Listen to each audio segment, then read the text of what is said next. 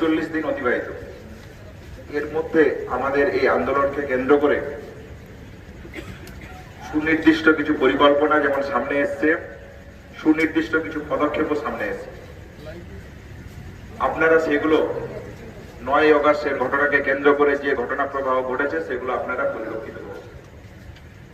আজকে স্বাস্থ্য ভবনের সামনে আমাদের যে অবস্থান বিক্ষোভ চলছিল, আমাদের 5 দফা দাবিকে সামনে রেখে সেই জায়গা থেকে সুনির্দিষ্ট কিছু প্রশ্ন, সুনির্দিষ্ট কিছু মন্তব্য আপনাদের কাছে রাখতে চাই।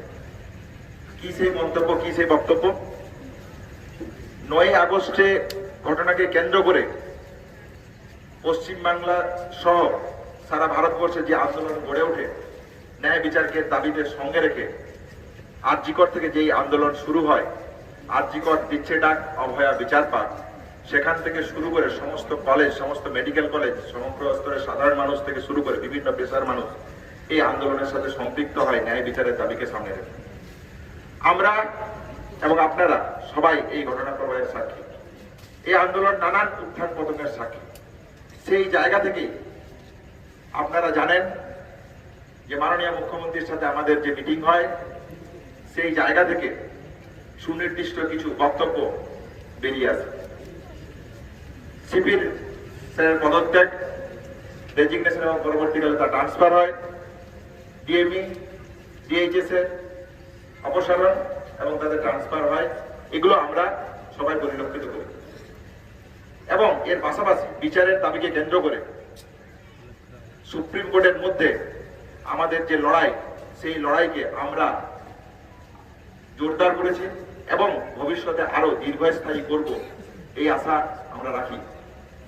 এই দাবিকেও সামনে রেখে আমাদের যে লড়াই, সেই লড়াই চলবে।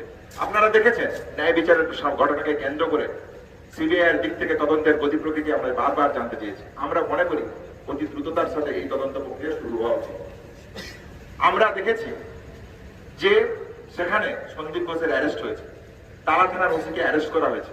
আমরা মনে করি এগুলো আমাদের আন্দোলনের একটা অগ্রগতির পথে বড় পদক্ষেপ।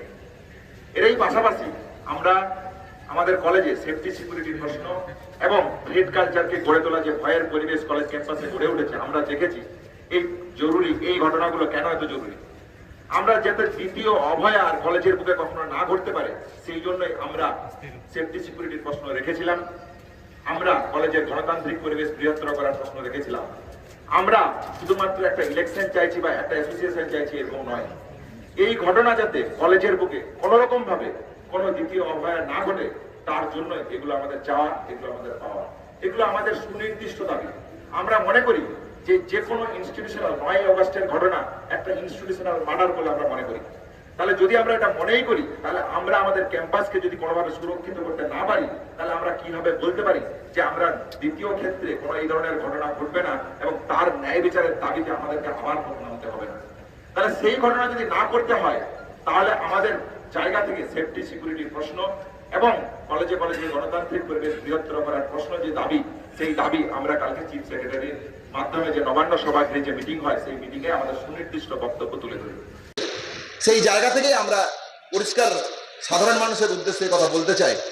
আমরা এসেনশিয়াল সার্ভিস পরিষেবা শনিবার থেকে জুনিয়র ডাক্তারদের পক্ষ থেকে আমরা শুরু করছি। আমরা কালকে মিছিলের পর প্রত্যেকটি কলেজে ফিরে যাব। প্রত্যেকটি কলেজে সেই অনুযায়ী ডিপার্টমেন্ট ভিত্তিক আমরা স্ট্যান্ডার্ড অপারেটিং প্রসিডিওর বানাবো, এসওপি বানাবো, যে কোন কোন জায়গায় অত্যন্ত প্রয়োজনীয় এবং মানে অত্যাবশ্যকীয়, ঠিক সেই জায়গাগুলোতে আমরা ফিরবো। কোনো ওপিডি সার্ভিস বা কোল্ড ওটি এই জায়গাগুলোতে কিন্তু আমরা এখনো কর্মবিরতি চালিয়ে যাব।